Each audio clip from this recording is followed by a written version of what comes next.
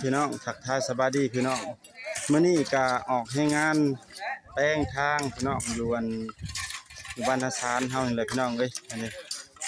ทางช่อง YouTube บ่าวสะคำ Channel ก็มาอัปเดตให้พี่น้องเบิ่งเนาะแปลงทางพี่น้องขออัดคลิปก่อนแป๊บหนึงจะน้อยจังสิมาซอยดอกขอเอาอันคลิปลงอันช่องกันเด้อพี่น้องเอ้ยจะพาว่ากันได้เด้อพี่น้องออกให้งานรวมพี่น้องถ้าไฟขาดบ่ได้ได้พี่น้องเลยนี่พี่น้องอยู่บ้านนาซานนะเด้อพี่น้องนี่บ้านนาซานเมืองจำพรแปลงสวรรณเขตเท่านี้แหละแปลงทาง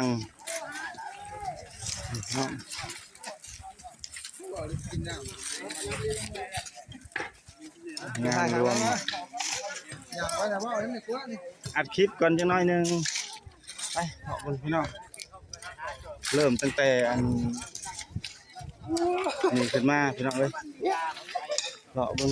ครับรอเบิ่ง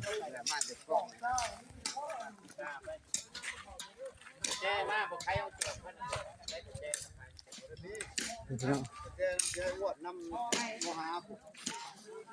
แปลงทางเด้อพี่น้องนี่นะ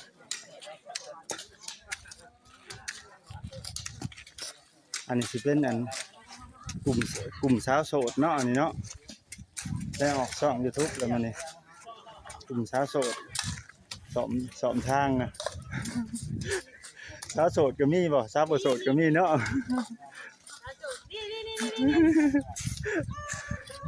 คนไหนได้น้องแท้เด้โสดอยู่บ่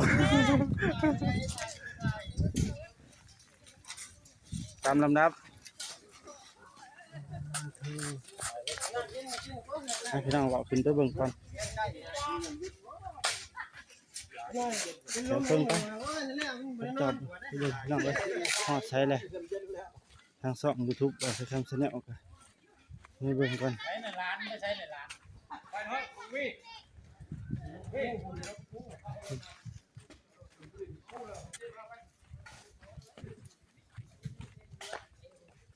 เราไปเบิ่งเทิงกันพี่น้องเลยเลยอันนี้ก็กลุ่มหนึ่งทางลุ่มผมก็กลุ่มหนึ่งซอยกันเห็ดโทษ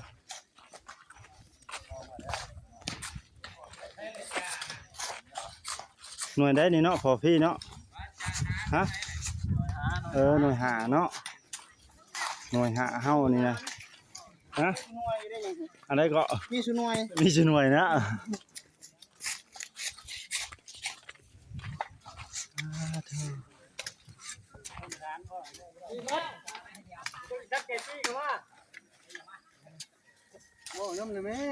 ว้าวเลยดิ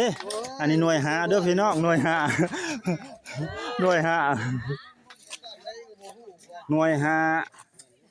ออกให้งานรวมแปลงทางขุดสะคองบ้านนาซานเฮาพี่น้องบ้านนาซานเมืองจำพรแขวงสวรรณเขตนั่นแหละพี่น้องเอ้ย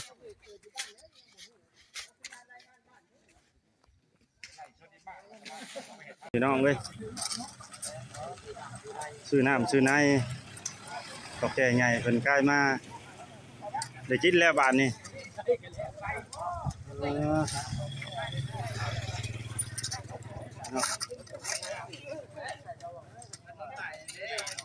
สบายดีพบกับช่อง YouTube บ่าวสะคำ Channel พี่น้องเอ้ยออกให้งานรวมพี่น้องอยู่ในศาลเฮาพี่น้องเอ้ยฝากกดไลค์กดแชร์กดติดตามให้เด้อพี่น้องเด้อเลาะบังพี่น้องเลาะบังกันพี่น้องเอ้ยนี่ทางอันคุ้มวงเฮียนพี่น้องเอ้ยคุ้มวงเฮียนโน่นข่ายก็มีเนาะน้ำผ้าพุ่นหัวขาวๆพุ่นข้าวแน่พุ่นข้าวให้ข้าวน้ำข้าวแน่นี่เลยโธ่มาพ่อหนุ่มโสดบ้านนี้ไปไหมเถิงไปเป็นไหนหนุ่มโสดว้าวได้กับเจ้าจักตายยังเป็นคนอยู่7 คนอยู่นี่วะฮะ7 คนคอยสิให้บ่เห็นจักเทื่อแล้ววะใช่อันนี้ อ๋อโอ้ยมือถือเลี้ยงมานี่นี่เท่าแท้นี่เห็นหน้าไม่ก็อ้ายก็โพดดอกเห็นว่างามกับโซโต้นี่พ่อขอบใจพ่อเถอะกินก่อนบัดนี้ขอบใจเด้อน้องแพรเด้อ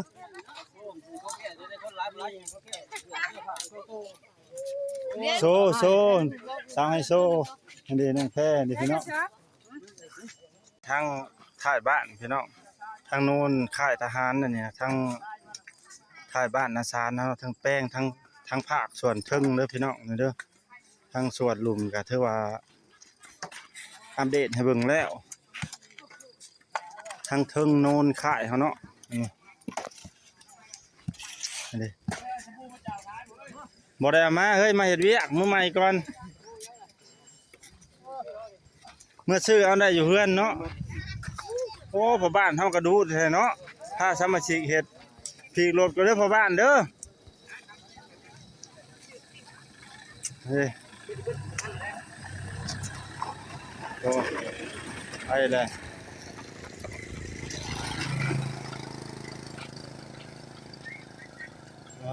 โทภาคส่วนเทิงพี่น้องเอ้ยนี่นะ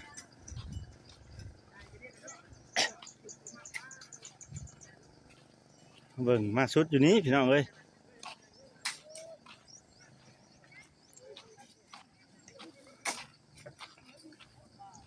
มาสุดอยู่ที่โน่นค่าย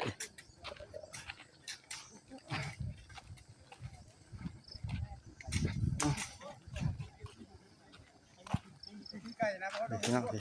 มาสุดอยู่นี่เด้อพี่น้องเด้ออยู่โน่นค่ายเฮาแปลงทางร่วมหมดนี่สุดอยู่นี่อัปเดตให้เบิ่ง